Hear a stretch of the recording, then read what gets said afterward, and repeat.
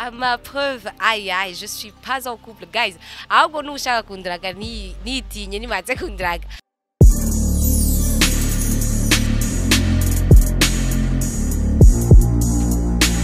Welcome back kuri channel yacu, channel nimwe ni Buja Hit TV. It's me host Mishu Miracle. Inyuma ya kamera hari CK Professional. Mwabonye ko turi mu nzira turiko turagenda. Yes, no musi twaje tugiye kurondera umwe mu bakobwa bahano muri entertainment y'u Burundi, no mu YouTubers ni Miss no mu MC ni yisanga henshi cyane, araba umu MC mu ma event atandukanye. Ubona wese uwundi ni Miss Mona Walda Kaneza. Tugende tumenye byinshi ivyo aza kutuyagira byinshi kuri Mona Walda. Ibibazo byinshi mwari mufise uno musi biratorera inyishu. Gumana natwe. Yes, nkuko mubibona twamaze gushika mu kigo ca Cafe Gourmand, aho twamenye yuko umwigeme Miss Mona Walda ariho yicaye. Mu nkurikire tuje kumuraba, aho asanzwe yicaye. Mona Walda, bite? Namahoro gamabuja. Avec les micros et tout. Namahoro. Namahoro. Meze neza. Qu'est-ce qui se passe? Buja Hit. Oui, j'ai vu, mais qu'est-ce qui se passe? Abakunzi ba Buja Hit baradusavye kuza kurondera Mona Walda twamuronse. Non, pour... Bon, je m'y attendais pas. Mundero y'ikirundi turaramukanya. Bonjour maman. Mona Walda uraduha karibu. Mona mimuje kudusanga turiko turifati turiko turi muri map yacu. Vraiment ça se fait pas no kuri umugenzi wanje nyene cyadavyemera. Mais d'abord en quoi puis-je t'aider? C'est Mishu Miracle. Oui, je sais, et ndazi ko ama interview mugira mwa mufise ibintu murondera, donc nigikundondera ko jewe parce que wewe ibibazo byawe ndabitinya cyane. So I'm like, qu'est-ce qu'elle veut cette fille? Nane kimwe Buja Hit yifuje kukwegera wewe as Miss 2000 deuxième Première dauphine 2016-2017. Madame, je m'excuse. Mona Walda, waduhaye karibu, naho utayiduhaye twayihaye. Bite? Ni sawa cyane. Umeze neza? Cyane gose. Mona Walda kubatamuzi ninde? Kubatanzi ushaka ni présenter nange puis biographie. Nitwa Mona Walda Kaneza. J'ai 21 ans, je vais avoir 22 ans en novembre. Je suis MC. Comme vous êtes première dauphine 2016-2017. Je suis youtubeuse et je suis modèle commercial un peu de mon niche. Mona Walda ariga université, yarahejeje. Tubwire neza, avukana n'abana bangahe? Hari abantu benshi bipfuza kumenya ivyo byose. Ah ok, je suis licenciée en finance et banque, narahejeje en décembre 2018. Mvukana n'abakobwa batatu, turakoga gusa muhira. Embisororezo. Voilà. Uri twuvuye kuri umu influencer kuri social media. Batakuzi ni yahe impression ya mbere wamutanga ku bantu batakuzi? Non, d'abord, on se rend compte que tu as une interview nateguye. Mishu, ça se fait pas. Ok, reka tubandanye. Je suis de ma influenceuse nivyo. Abantu bose bambona ku ma réseaux sociaux, je sais pas quoi ma pose ufata sinzi igituma, but bavuga ngo ndishima. Mais à chaque fois je leur dis que nishima ndi raffiné. Voilà, nduftieri sukwishima, kwishima c'est une autre dimension, voilà. Majambo makenish. Uri raffiné ntiwishima. Iyo niyo jambo rya mbere, etiquette ya mbere kuri Mona Walda. Uri uvuze raffiné ubwo ntiwoba wishima koko, kubera ko ingene utambuka, ingene uvugisha umuntu, ingene amavideo yiwawe, amafoto yiwawe. D'abord ndiko ndabexplica na mafyeri kandi en tant que umukobwa être féminine ukagira mafyeri nakosa ririmo guys.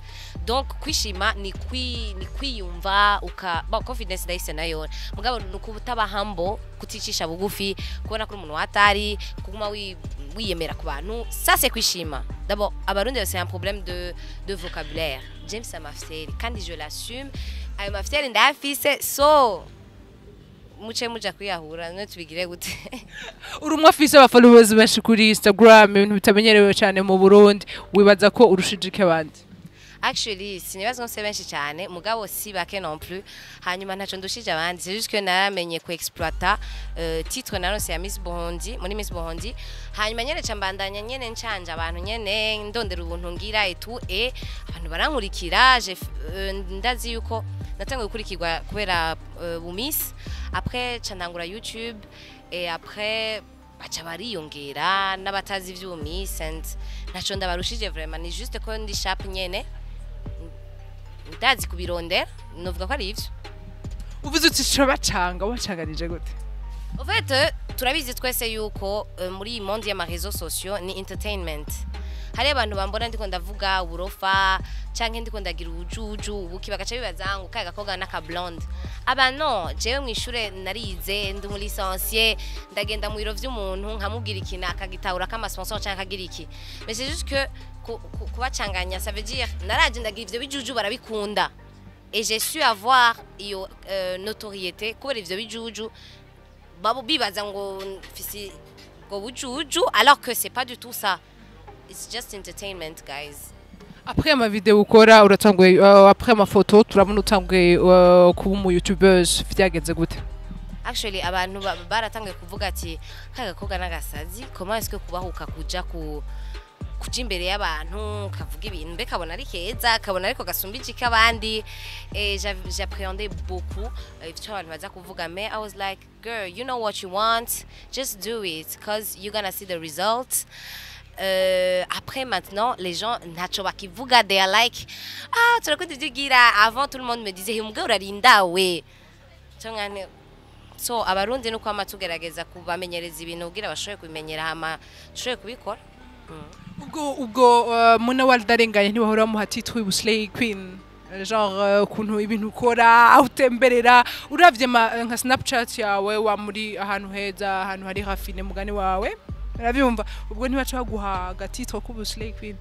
D'abord, au Slay Queen, il faut savoir, je nanishatse kugira video kuri ivyo bintu nyene kuri Slay Queens kandi nzoyigira niko ntarayigira and la definition ya Google ivuga yuko Slay Queen ari umuntu ngo ari bête ngo ajye amahera y'abagabo ngo atakintu kimakora ngo arindira amahera yabo keswat hanyuma ce qui fait que umukoga wese bazobona sa neza yama afise inzara yama afise chaque mois coiffure nshasha ni nécessairement abikura mu bagabo mais moi je travaille guys nabandi ndabereka nabaye mu MC ndakora muri Loto Burundi ndakora ibintu vyinshi ndagira mu model ndagira ama publicité y'ibintu c'est genre même vous croyez ko amahera y'abagabo ndayafata nkashira muri biye hamaye ndonka nkuyi wanje gasha ndayabika kuri compte non mais quand même ndavyigirira hama umuntu wese yamara hano heza bash il faut ko bareka kwiyumvira ko Slay Queen ari inzara ari maquillage ari umushatsi c'est pas du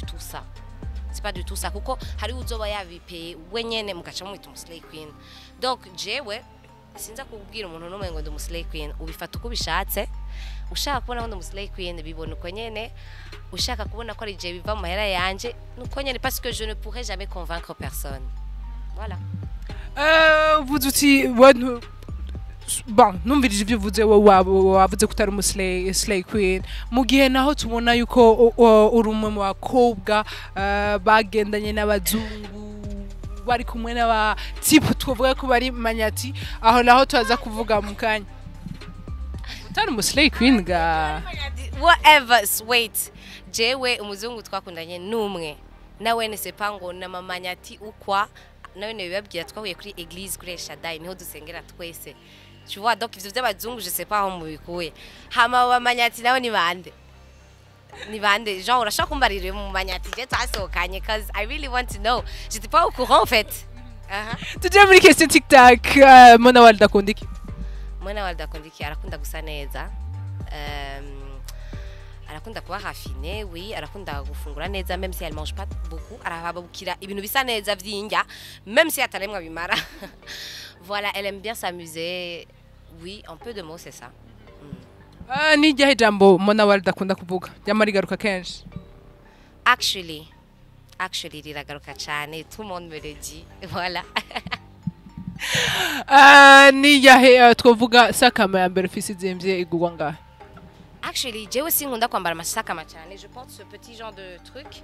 Voilà, et j'ai ngoma ndagile la vérité, itutuntu murabizi abakobwa barabizi ko tuba turi muri sakama nini. Aya masakama manini je sije bana yaguze. Soit ni mama, soit ni mutante. Achuka kaka nukunda mona gatore. Donc j'ai na sakama vraiment nini fise ici. Ya? Ufise tatouage zingahe? C'est zibiri, voilà. Zisigura iki niki? Actually, ya mbere ni He Walks With Me. Il est kirenge, ça a tout son sens. Il est kirenge et c'est Dieu qui marche avec moi. Inayo, c'est une rose. Ils ont autour yitako.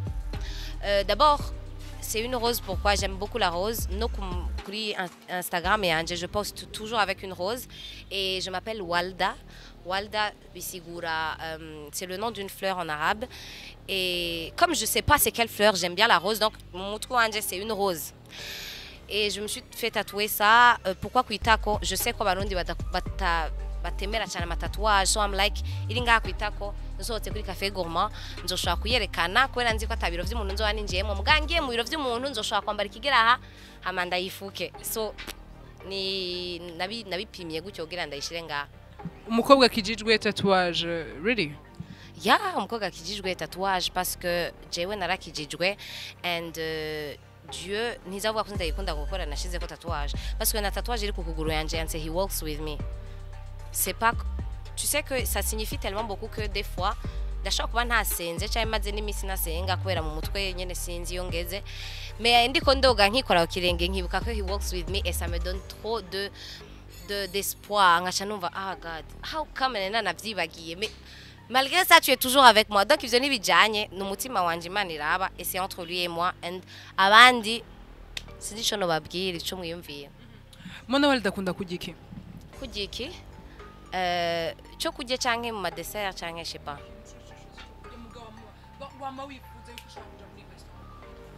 Ugasanga ni plat yawe wamukomanda yindi.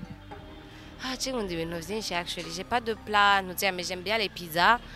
J'aime bien les burgers. En fait, ma fast food ahanini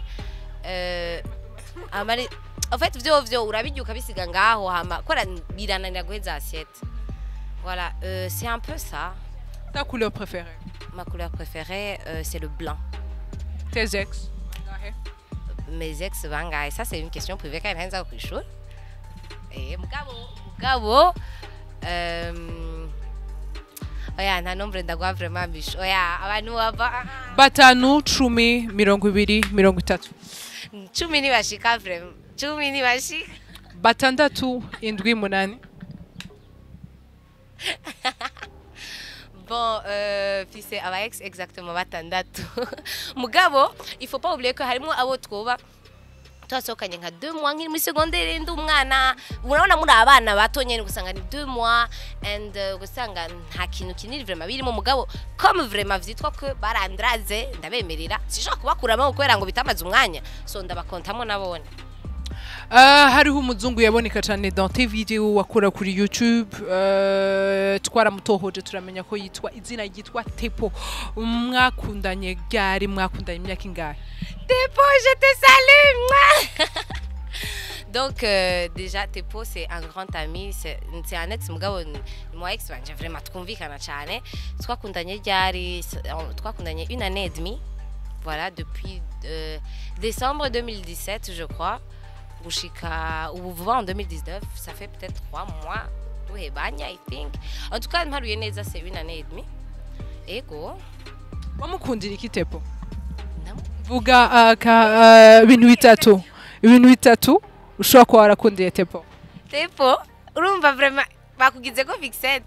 Tepo, namukundiye iki? Jesus, this question. Il est très très gentil. Voilà. Il est beau aussi. Et il est généreux aussi. Voilà. Nyuma uravuze ati twahebanye na Tepo haraheze amezi 3 uciye ufatana n'umwe twovuga mu bandi bahungu uwo muhungu wundi tutaravuga izina mwafatanye juste mugihebana na Tepo canke mwari mukiri kumwe na Tepo? Uyu muhungu twafatanye ninde parce que moi je suis toujours célibataire à ce que je sache. reka tubandanye imbere ko tumushikako ikigali urabonetse muri hoteli yitwa Radisson. Radisson Blue hoteli ya mbere twavuga yuko izimvye convention center. Wari wagiye kubonana nande? Bijou. Nari nagiye kubonana nawe kumwe n'umukobwa umugenzi wanje nari nashikiyeko i Kigali hamwe n'umukuza wanje c'est tout. Voilà. Ego. Sage Wise mufanike. N'umugenzi wanje cyane gose niko navuga. Amakuru dukura kuba kwegereye mu kwezi kwa gatandatu twinjira mu kwezi kw'indwi mu mpera z'ukwezi kwa gatandatu twinjira mu mezi ya mbere mu matariki ya mbere y'ukwezi kw'indwi right wari mu gihugu cy'u Rwanda Sage yari mu gihugu cy'u Rwanda muba mwarahuye Bishu Jeda kubazi urafise ahantu ugenda kuri Google gutapa ama information gira uyarondere c'est quoi le délire wesh. Ego nagiye mu Rwanda ego turahurirayo il était pour ces trucs je nagiye muri mariage y'umu cousine wa mama direct yitwa Nana que je salue ni bazobona iyi video. Oui c'est ça et comme ari umugenzi wanje cyane et turahura n'abandi bagenzi biwe et voilà c'est un peu ça. Niwe mwahuriye muri Radisson? Non, nitwahuriye muri Radisson na gato. Ahubwo gusa j'en ai profité parce que ndibuka ko nagiye n'umuduga. Donc j'avais passé un voyage ennuyeux vraiment mu kugenda kwa Nigeria. Et ce qui était bien c'est qu'on a tient na Sage, on a pu revenir ensemble donc je me suis pas trop ennuyée. Faire le voyage à deux c'était bien. Ego, c'est juste ça. Hamawana shaka nitwanambaranye umwanya munini hariya. Tu vois, twarabonana de temps en temps nyene mukapa. Siwe naingiye kuraba actually. Voilà. Kuba kwegereye amakuru dukura ku bagenzi bawe ndetse anatwemeza no kuri ku bagenzi ba Sage ba Wise baranyemeza kuri en couple n'amapreuve arahari uri sûr? Ma preuve aïe je suis pas en couple guys. Ahubwo nushaka kundiraga nitinye nimaze kundiraga. On est très proches moi et Sage. N'umugenzi ashaka ku mutima cyane. Nawe ndibaze ko vuga la même chose.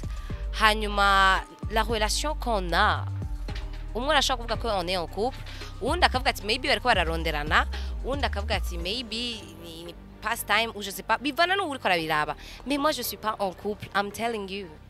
Ariko mu minsi yaheze muri weekend wari muri club imwe yahani Bujumbura ubona yuko uri close nawe na umuririmbyi Sage tubamenyeshe ko Sage Wise ari umuririmbyi w'umuraperi wa hano i Bujumbura asanzwe aba mu gihugu ca Belgique. Donc twaragiye muri Cristal c'est vrai mais c'était pourquoi c'était parce que là-bas nkuko nabivuze ko twabonanye de temps en temps ces gens on n'a pas eu beaucoup de temps tu vois acavuga ati bon achana mama pour moi songa ati ingo tuje muri Cristal kwa Paulin and I was like okay en plus mérite kera sauf que twagiye turi babiri donc c'est normal que najanye nawe ngumana nawe ntambana nawe ngumana nawe birumvika nawe niwe bayansokanye quand même je vais pas le planter ngo cenja ngo hehe voilà.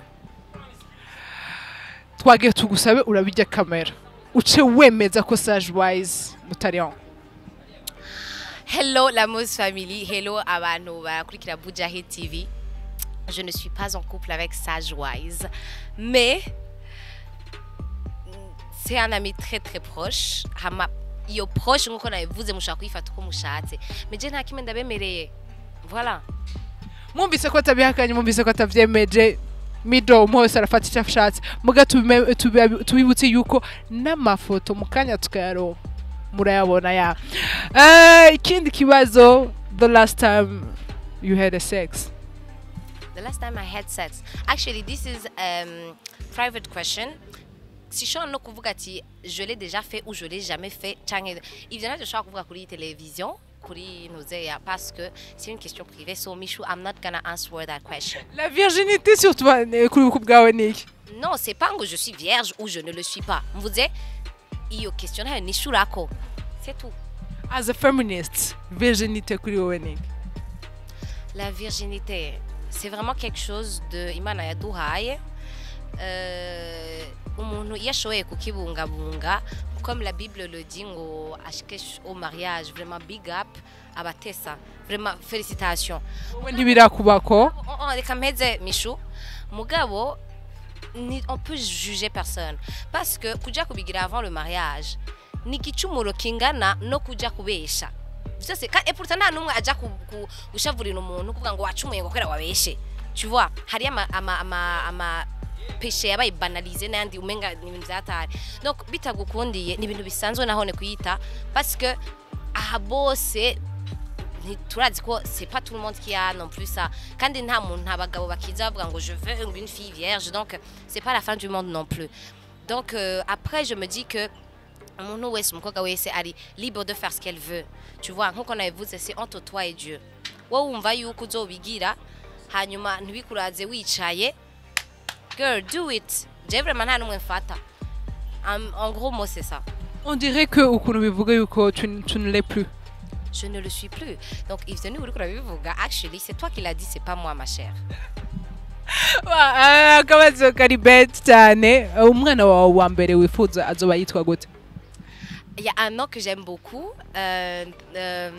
Naivasha. C'est un truc muri Kenya. C'est une ville ou quoi. Même il y a même un lac qui est trois Goutio. Et j'aime beaucoup le nom Naivasha. Après, je sais pas si mon futur mari, a dit que me raconte aimé. À chaque fois qu'on qui chez nous de Shangiriki. Voilà. Oui, umukobwa wawe wavyara umwana w'umukobwa akaja muri monde ya entertainment uzomwemerera.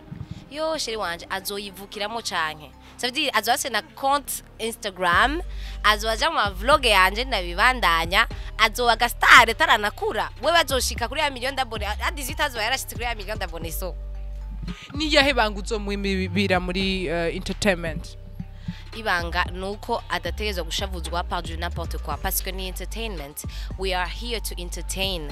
Hari ibintu abantu bazokuvuga ko hama bikuba bazeme il faut savoir yuko tu dois être forte kugira ukore ivyo ako kazi kuko toute façon mu bintu byose bibi bavuga barakivuga no musejo babaci bagiye ifoto yanje ngo ndahenye urabizi ko n'ubu nta numakivuga so il y a même des fois c'est même bien que bakuvuga ko ico kintu kibi parce que ça fait parler de toi donc faut juste ko agarda amaraso hamwe hanyuma akabifata neza akiyumvira ati je connais mon but abo bandi bariko baravuga ibyo bashatse I really don't care voilà. Urakoze cyane mbona wali urakoze cyane Mishu même si uje kumbaza ibibazo biri un peu bizarre kandi utananteguje. Merci beaucoup. Abakuzi bose Bujahid zishimire cyane Mona Walda yashoye kuduha kano kanya mwumvise niba kibashobora kwishura ku bibazo twariko turamubaza vu que bimwe byari deep byari private life yiwe yanadukundiye mwumvise yuko atigeze yemeza yuko asohokana na Sagewise. So d'abord j'aimerais faire un shout out Sagewise aho bakuvugiye j'en ai marre demande-moi en mariage bigira inzira basi ubwo numishunga habishaka nabandi bantu bose c'est pas normal so basi bigire Mwumvise ni Mona Walda ndabashimira it's me host Mishu Miracle inyuma ya kamera hari CK mwabonye twari mu bigo vya Café Gourmand mugumane na Bujahid on se retrouve mu kindi kiganiro prochainement je wahandi ndababwiye nti je vous aime je vous embrasse ciao ciao ciao.